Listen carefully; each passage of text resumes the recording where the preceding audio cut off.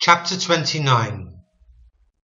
Moreover, Job continued his parable and said, "Oh, that I were as in months past, as in the days when God preserved me, when his candle shined upon my head, and when by his light I walked through darkness, as I was in the days of my youth, when the secret of God was upon my tabernacle, when the Almighty was yet with me, when my children were about me, when I washed my steps with butter, and the rock poured me out rivers of oil.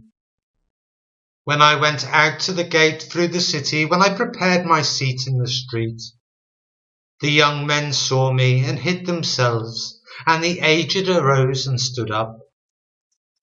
The princes refrained talking and laid their hand upon their mouth. The nobles held their peace, and their tongue cleaved to the roof of their mouth.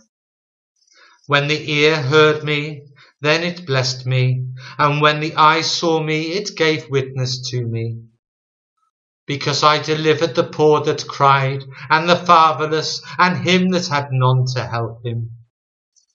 The blessing of him that was ready to perish came upon me, and I caused the widow's heart to sing for joy.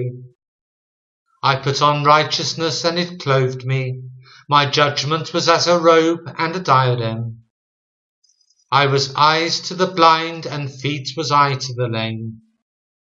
I was father to the poor, and the cause which I knew not I searched out.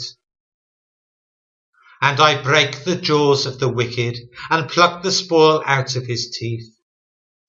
Then I said, I shall die in my nest, and I shall multiply my days as the sand. My roots were spread out by the waters, and the dew lay all night upon my branch.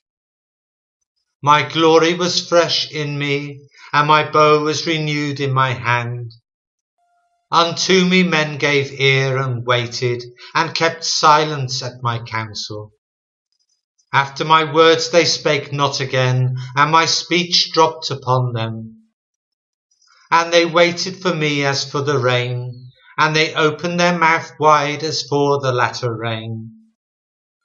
If I laughed on them, they believed it not, and the light of my countenance they cast not down. I chose out their way and sat chief, and dwelt as a king in the army, as one that comforteth the mourners.